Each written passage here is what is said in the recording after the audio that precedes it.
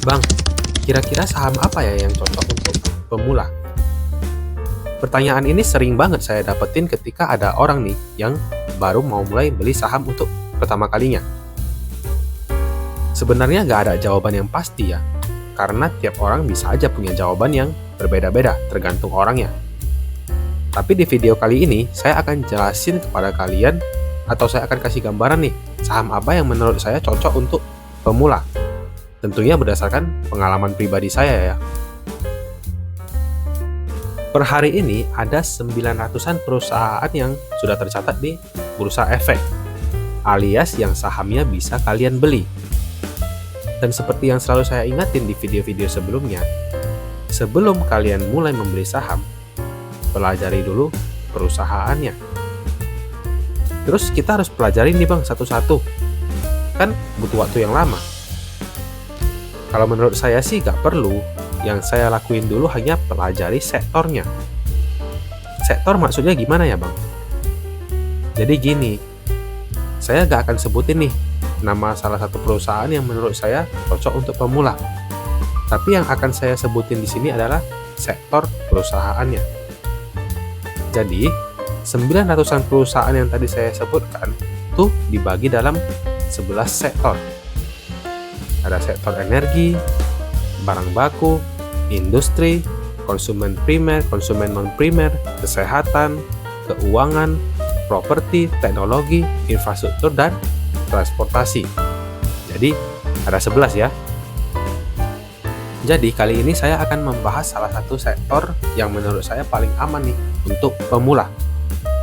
Dan sektor ini juga menjadi sektor pertama yang paling saya ngerti dan akhirnya menjadi saham pertama saya dulu.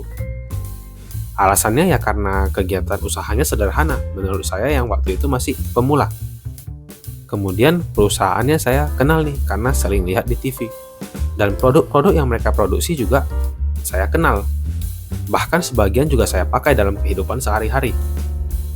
Dan saya yakin untuk kalian yang pemula, sektor ini juga nanti bakalan gampang kalian pahami.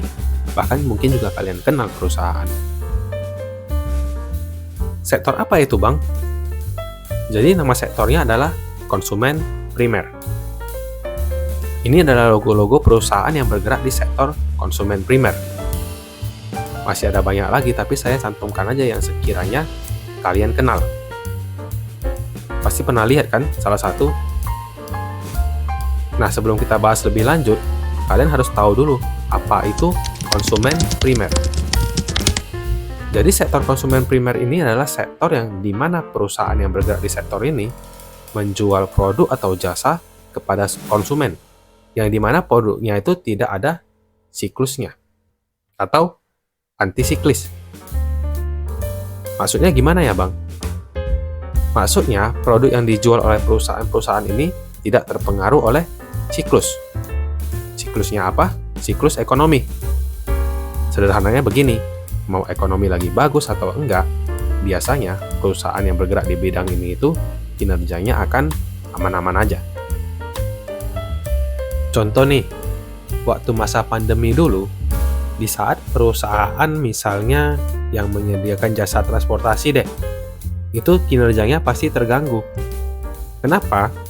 Kan pandemi orang-orang pada gak bisa berpergian tuh, baik dalam negeri ataupun luar negeri. Jadi pasti ada pengaruhnya ke keuangan perusahaan, yang ujung-ujungnya akan berpengaruh ke perusahaan itu. Nah, bedanya di perusahaan konsumen primer ini, saat pandemi cenderung aman-aman aja. Kenapa bisa aman? Karena produk-produk yang mereka jual itu adalah barang-barang kebutuhan sehari-hari, yang kita semua butuhkan, apapun kondisinya.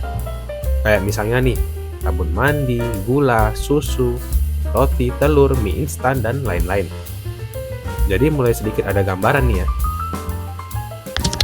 Kemudian itu kan kalau non-siklis.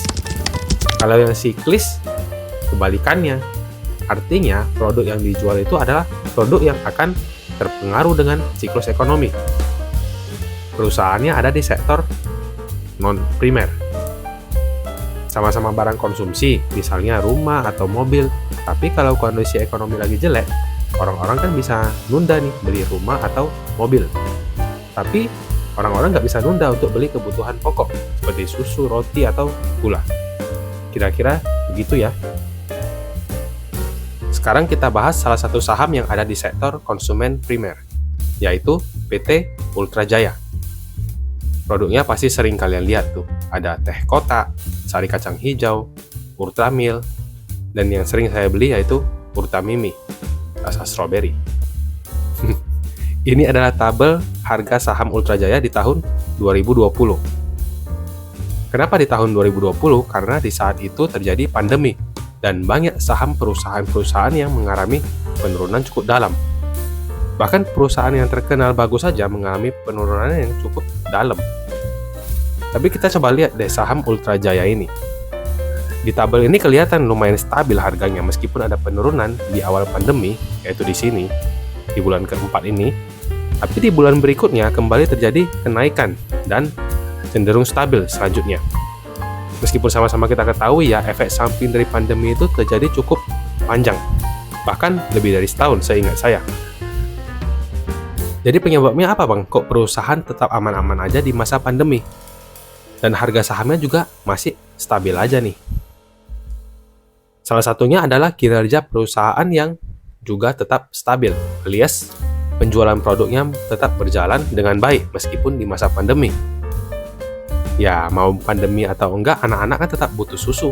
Bahkan sebagian dari kalian juga mungkin tetap butuh produk-produk mereka ini di saat pandemi dulu. Yang pada akhirnya akan berpengaruh ke kinerja perusahaan dan berpengaruh ke harga saham itu sendiri. Karena kan produknya tetap laku di situasi apapun. Sederhananya begitu. Dengan analisa harga saham secara sederhana ini aja, udah cukup untuk bisa menggambarkan kalau perusahaan ini lumayan kinerjanya dalam menghadapi krisis ekonomi di masa pandemi. Kenapa gitu? Karena kalau kinerja perusahaan terganggu, maka harga sahamnya juga pasti akan mengalami penurunan. Sederhananya begitu. Terus gimana bang dengan perusahaan konsumen primer lainnya? Ya kalian pelajari aja sendiri, kalian cari tahu sendiri ya, biar kalian lebih yakin lagi dan dapat tambahan pengetahuan. Perlu kalian ingat, belajar itu jangan cuma dari satu sumber aja, cari sumber yang lain. Lanjut ya. Jadi itu gambaran sederhana ya, kenapa saham dari sektor konsumen primer itu menurut saya sangat cocok untuk pemula. Selain bisnisnya mudah dimengerti, tinggal produksi, jual. Produk-produknya juga dikenal banyak orang. Dan yang paling penting nih, ketahanannya dalam menghadapi kondisi ekonomi yang sedang krisis. Dan krisisnya juga sulit diprediksi kapan datangnya. Kalian bayangin aja deh, kalau kalian sebagai pemula beli saham perusahaan transportasi misalnya. Terus tiba-tiba terjadi pandemi dan perusahaan transportasi terkena dampak dong. Yang pada akhirnya mengurangi jumlah penumpang dan berpengaruh ke kinerja perusahaan. Kinerja perusahaan terpengaruh, harga sahamnya juga pasti akan ikut terpengaruh. Kalau harganya terjun bebas, kalian yang pemula gimana? Bakalan kapok gak investasi di saham? Baru aja mulai udah rugi. Bener gak? Perlu kalian ingat, video ini bukan membandingkan ya antara sektor satu dengan sektor yang lainnya. Mana yang lebih baik? Bukan seperti itu ya.